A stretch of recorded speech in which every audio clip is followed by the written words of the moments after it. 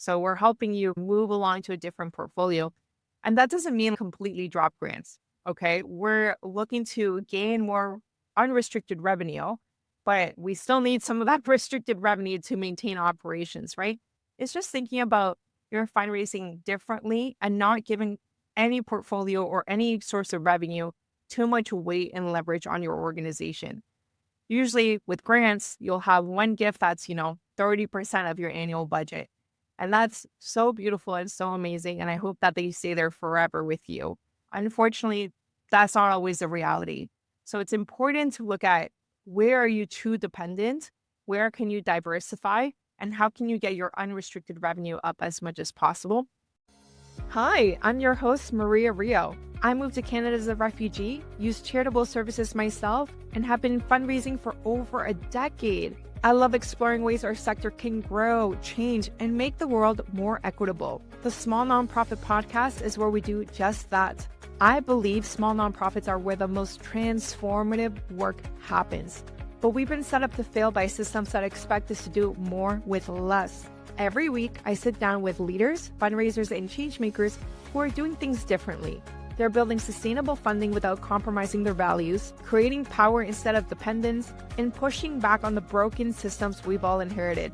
You'll walk away with actionable strategies you can use, not just inspiration. So if you're ready to stop scrambling and start building something that lasts, you're in the right place. Let's get into it. Hello, everyone. Welcome back to another episode of the Small Nonprofit Podcast. My name is Maria Rio, and if you're new here, I'm an expert fundraiser with almost 15 years of fundraising experience, and I'm on a mission to make sure EDs like you get more funding without the stress. Today, we're going to be talking about how to get your organization off of the grants hamster wheel. To do that, I have the lovely Caitlin joining me today. Hello, Caitlin. Hey, Maria. Happy to be here. And yeah, if people don't know who I am, my name is Caitlin McBride. I'm a certified fundraising executive. I've been fundraising for over a decade, and I am really on a mission to make fundraising feel less chaotic and more doable for small nonprofits because we all know we need less chaos in our lives. Caitlin, how many grants do you think you've written in your fundraising career? Honestly, so many. And, it's not a bad thing. I think I've really honed my craft and everything, but it really breaks my heart to see organizations just doing this real kind of spray and pray approach to grant writing and just spending all of their time writing grants that are not really going to go anywhere. This is one of the things that organizations are quickest to look for a consultant for a grant writer. But it's interesting because it has such a low chance of actually getting funded. Even the best grant writers, when they release their stats, they're seeing the same things across the sector, 7 to 10% chance of getting funded. So that means 1 out of 10 applications are getting funded, which seems like, oh, it's a numbers game. I just need to write more grants. However, you don't have the capacity to just write more grants. And another issue is grants are such restricted revenue in a lot of ways. So you can't even build up the capacity to write more grants because you can't afford to hire another person.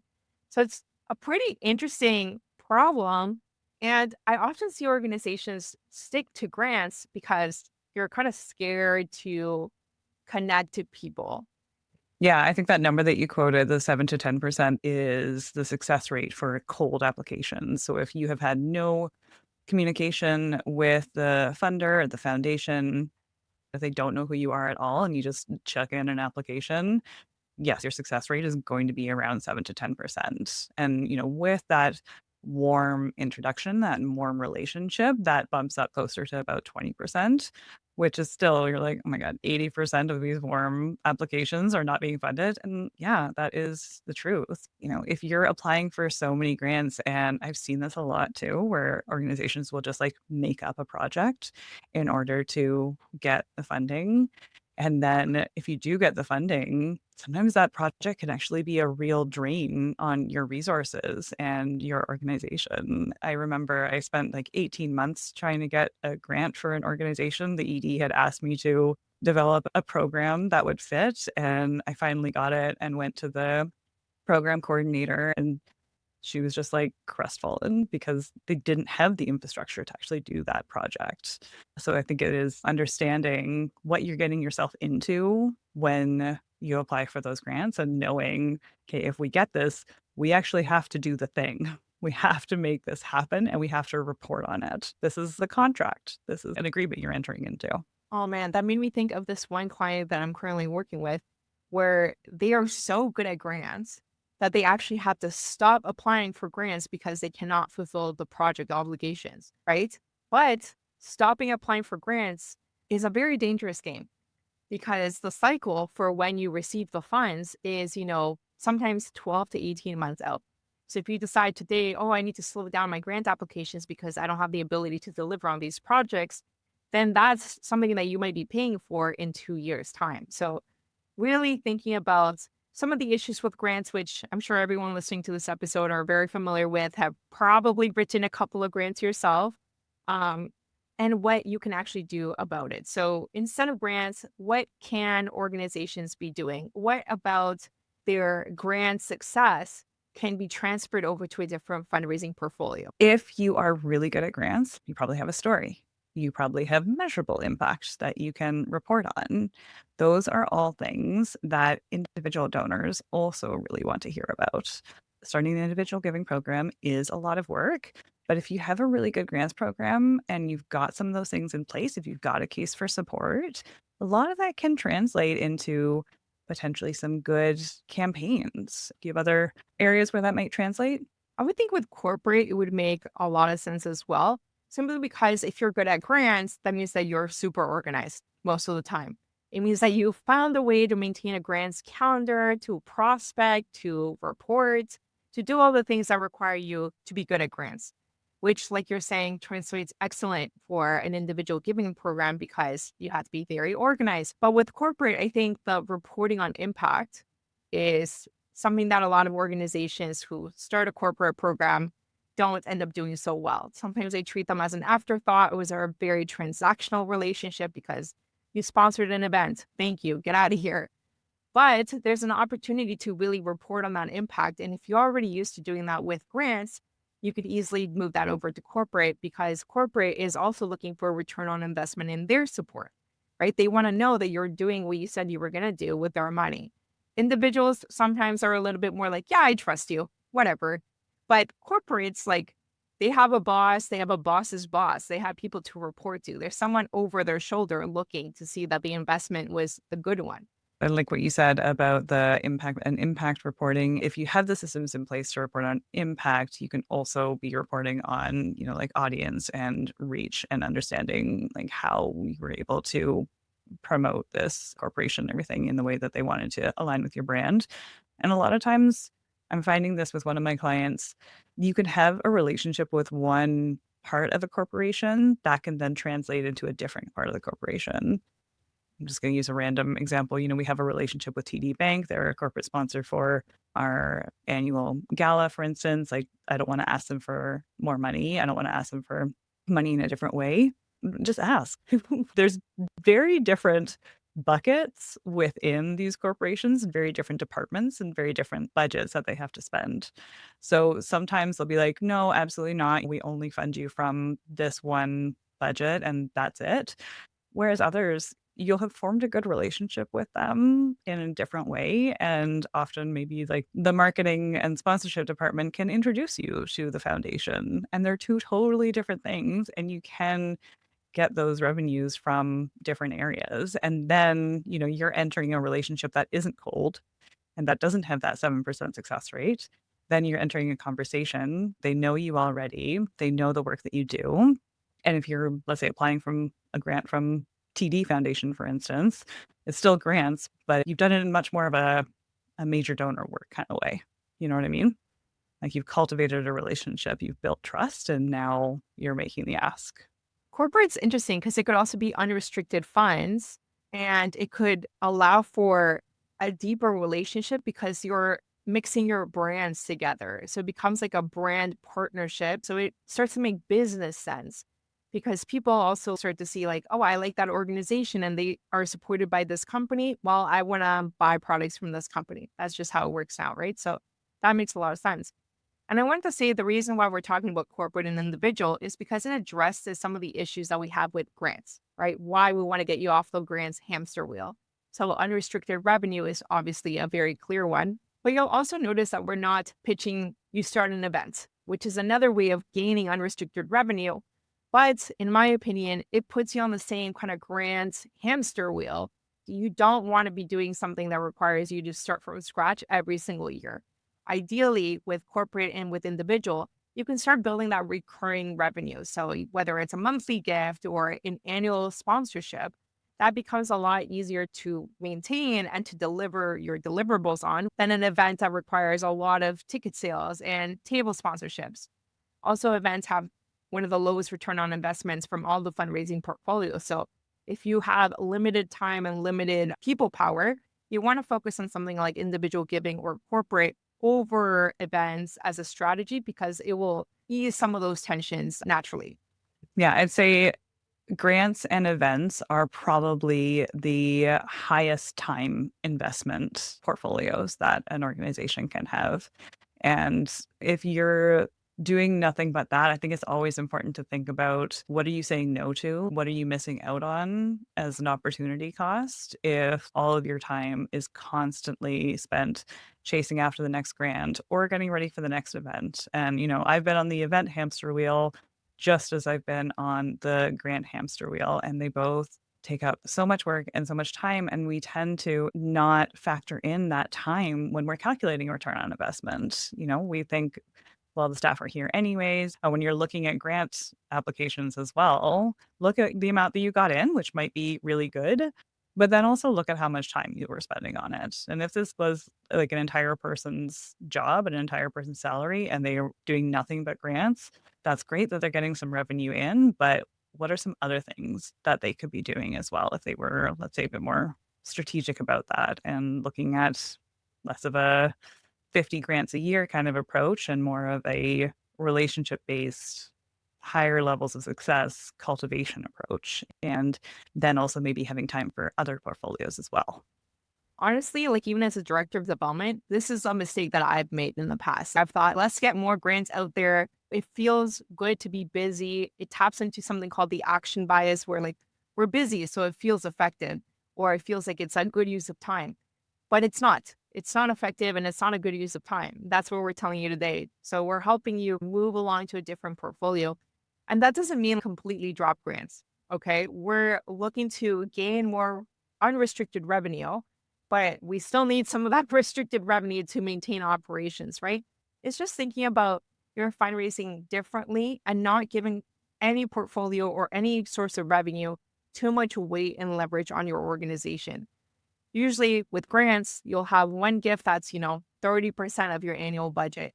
And that's so beautiful and so amazing. And I hope that they stay there forever with you. Unfortunately, that's not always the reality. So it's important to look at where are you too dependent? Where can you diversify? And how can you get your unrestricted revenue up as much as possible? One more strategy that I would urge nonprofits to consider is actually earned revenue. So maybe you're really good at grants and you're thinking about individual giving or corporate, but earned revenue can tap into either of those two strategies. So if you went with corporate and earned revenue, it would complement each other really well, depending on the services that you can offer. And same thing with earned revenue and individual, that could complement each other very well while you slowly get off your grants hamster wheel. That's a really great suggestion, Maria. And I'm just wondering if you can maybe dive into a little bit more about earned revenue and what it is in case people maybe haven't heard that term. I have a few episodes of organizations that have started some earned revenue strategies. So one of them is The Seed. What they do is they deliver food directly to a consumer. So it's you're a low income person. We're going to do a sliding scale model and then we deliver it directly to you. So that's called B2C. So business to consumer. The nonprofit is a business in this case. But you could also do B2B, where it's a business to a business. North York Harvest Food Bank in Toronto has this program called Food Reach. And what Food Reach is, it's basically their business side that delivers food that they are purchasing at scale to other nonprofits to use in their own programming. So it's one food bank that is using the collective purchasing power to get a discount for everyone. And those nonprofits are able to purchase that food at a discount from North York Harvest Food Bank and deliver it to their community. I've seen people selling courses that they created internally to deliver additional educational opportunities, right? I've seen people selling merch, I've seen people selling flowers and employing service users to become employed people in the community and putting money directly in their pockets. So there's a lot of different things that you can do. Even recently, I talked to someone about how her nonprofit, what they did is they licensed their nonprofit program to other nonprofits. Like they had such a good process and were able to track such good stats and had such good results that she was like, other people can do it and I can teach other people to do it. And they just pay her a licensing fee. So it generates revenue for that organization and it scales the impact of that program. So if you're creative, you can figure something out. And it's something that is really worth investigating because that's money that you generate, that you own, and that there's no strings attached. And you can scale or descale as you'd like. Those are really great examples, and I loved how in all of them, everything that the organizations were doing was also furthering the mission. So it wasn't like some weird scope creep where you're an organization serving families and you're also going to sell donuts or something on the side. It was things that are continuing to spread awareness, educate people, feed people, support other nonprofits. So there's things that you can do that are going to make you money while also changing the world in the way that you are trying to change it. So that feels like such a cool win-win. So, for the people who are listening today, what do you think are some actionable tips that they should be considering when it comes to getting off that dreaded hamster wheel? Okay, I think it's really important to look at your pipeline, look at your grant schedule, and look at the kind of affinity and confidence and likelihood. Don't get distracted by shiny object syndrome. That's great that, maybe there's a $25,000 grant opportunity coming up, but really look at what is your likelihood of getting that. Do you have a relationship with that funder? Are you perfectly aligned with this? Can you build a relationship with that funder? Really, really getting strategic about it and don't be afraid to cut things. Everything that you're saying no to, you get to say yes to something else. So cutting things down and cutting down the number of hours that you're spending on that can open you up to something really interesting, more sustainable, really creative, and something that really makes a big difference for your organization.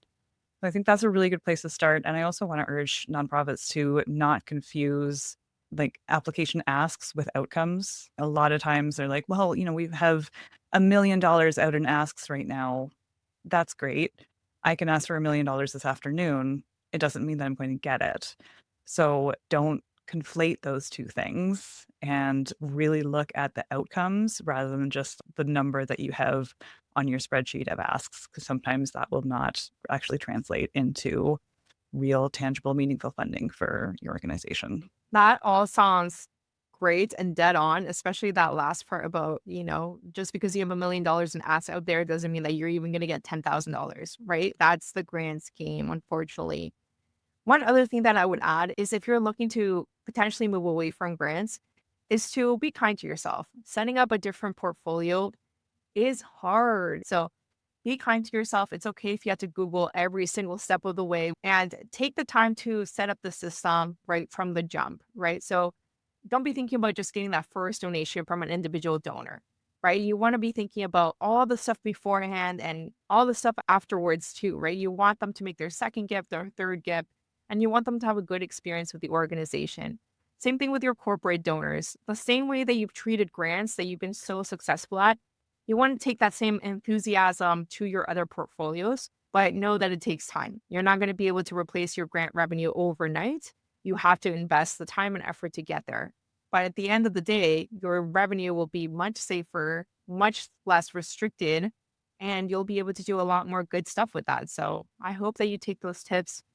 Caitlin, for people who want to continue the conversation, where can they find you? You can always find me on LinkedIn. I'm always happy to connect or send me a message. My name is Caitlin McBride, CFRE. So search me, find me, add me. It'd be great to chat. And Caitlin has killer LinkedIn content. Just want to plug her. But thank you for joining us for today's episode. I hope that this gave you a lot of things to think about. I know getting off the hamster wheel of grants or events can be quite difficult. I've done it, so you can do it too. I know it's possible and I believe in you. As always, if you want to watch this episode and see our lovely faces, you can do so on YouTube. Please like, comment, and subscribe over there. Tell the algorithm that this content matters and more executive directors should have access to it. But that's it for today's episode. We'll see you here next week. Until then, bye for now. Thank you for listening to another episode of The Small Nonprofit. If you want to continue the conversation, feel free to connect with our guests directly or find me on LinkedIn. Let's keep moving money to mission and prioritizing our well-being. Bye for now.